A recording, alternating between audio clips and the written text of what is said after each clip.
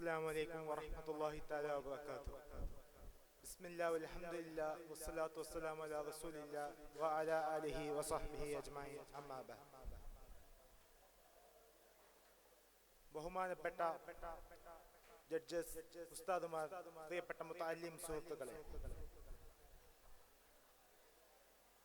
നാമേവരും ഇപ്പോൾ ഒരുമിച്ച് കൂടിയിരിക്കുന്നത് വർഷം തോറും നടത്തി വരാറുള്ള എക്സ്പെറൻസ 10ാം എഡിഷനിലാണ്. എന്നിൽ ഇന്ന് അർപ്പിതമായ വിഷയം പ്രകൃതി ദുരന്തങ്ങളിൽ മനുഷ്യന് പാഠമുണ്ട് എന്നതാണ്. നമുക്കെല്ലാവർക്കും അറിയാം, ഈ അടുത്ത കാലങ്ങളിൽ കേരളത്തെ ആകമാനം പിടിച്ചുകൊള്ളിക്കുന്ന മഹാഭീഷണിയായി മാറിക്കൊണ്ടിരിക്കുകയാണ് പ്രകൃതി ദുരന്തങ്ങൾ. ഇതിൽ നമുക്ക് ഒരുപാട് പാഠങ്ങൾ മനസ്സിലാക്കാനുണ്ട്. അള്ളാഹുവിനെ മറന്ന് വളരെ ആഡംബരത്തോടുകൂടിയും ആഹ്ലാദത്തോടുകൂടിയും ഈ ഭൂമിയിൽ ജീവിച്ചു കൊണ്ടിരിക്കുമ്പോൾ ഒരു നിമിഷം മതി നമ്മുടെ എല്ലാവരുടെയും സൃഷ്ടാവായ അള്ളാഹുവിനെ നമ്മെ നശിപ്പിച്ചു കളയാൻ എന്ന ഒരു വലിയ പാഠം ഈ ദുരന്തങ്ങളിലൂടെ അള്ളാഹു നമ്മെ പഠിപ്പിച്ചു തരികയാണ്. മാത്രമല്ല, നമുക്കെല്ലാം അനുഗ്രഹമായി തന്ന ഈ പ്രകൃതിയെ മനുഷ്യൻ അവന്റെ ആവശ്യങ്ങൾക്ക് വേണ്ടി ചൂഷണം ചെയ്യുമ്പോൾ ആ പ്രകൃതിക്ക് നമ്മളെ നശിപ്പിക്കാൻ എത്രമാത്രം എളുപ്പമാണ് എന്ന് കാണിച്ചു തരികയും കൂടിയാണ്.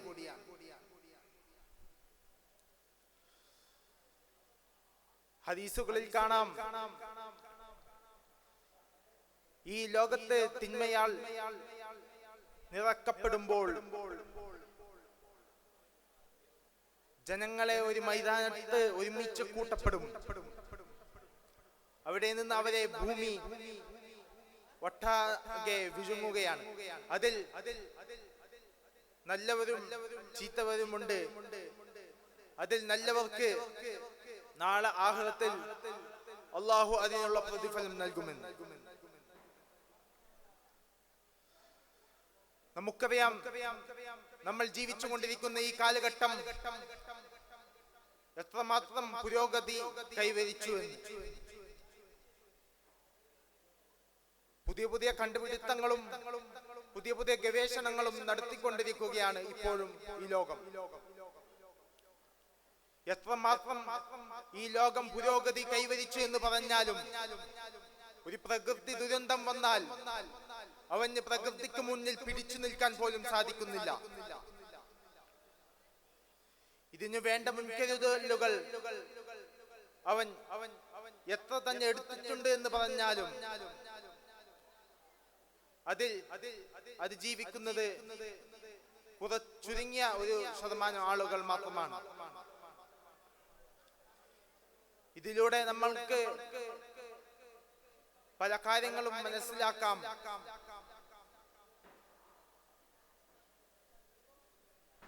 അള്ളാഹുവിനെ വിശ്വസിച്ചവർക്കും വിശ്വസിക്കാത്തവർക്കും അനുഗ്രഹം ചെയ്യുന്ന അള്ളാഹു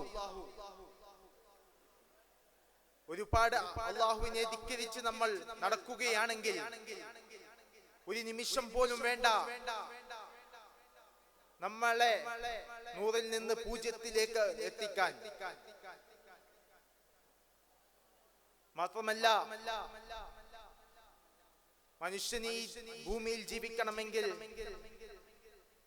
അത്യാവശ്യമായ ഒരു ഘടകമാണ് വായു എന്നുള്ളത്. അത് ഉത്ഭവിക്കുന്നതും സസ്യങ്ങളിൽ നിന്നും.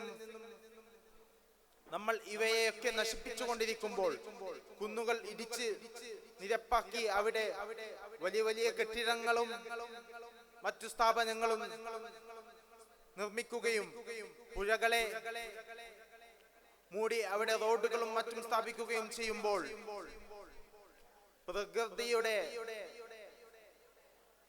സ്ഥാനം ഇല്ലാതാവുകയും അത് അത് സ്വയം ഒരു സ്ഥാനമുണ്ടാക്കി നമ്മളിലേക്ക് വരികയും അത് മുഖേന നമ്മൾക്ക് വലിയ രീതിയിലുള്ള നാശനഷ്ടങ്ങൾ ഉണ്ടാവുകയും ചെയ്യും. ഇതിൽ നിന്ന് നമുക്ക് ചെറിയ രീതിയിലെങ്കിലും രക്ഷപ്പെടണമെങ്കിൽ പ്രകൃതിയെ ബഹുമാനിച്ച് പ്രകൃതിയെ സംരക്ഷിച്ച് ജീവിക്കുക മാത്രമല്ല, ഏത് സമയത്താണ് എങ്ങനെയാണ് ദുരന്തങ്ങൾ സംഭവിക്കുക എന്ന് നമുക്ക് പറയാൻ സാധിക്കില്ല. എന്തിനും എപ്പോഴും തയ്യാറായി എല്ലാവിധ മുൻകരുതലുകളും സ്വീകരിച്ച് ജീവിക്കുക മാത്രമല്ല, അള്ളാഹുവിനെ പേടിച്ച് അള്ളാഹുവിനോടുള്ള ഭയഭക്തി കാണിച്ചുകൊണ്ട് ഈ ലോകത്ത് ജീവിക്കുക. അതിനെ അള്ളാഹു തആല തൗഫീഖ് നൽകുമാറാകട്ടെ. അൽഹംദുലില്ലാഹി റബ്ബിൽ ആലമീൻ. അസ്സലാമു അലൈക്കും വറഹ്മത്തുള്ളാഹി.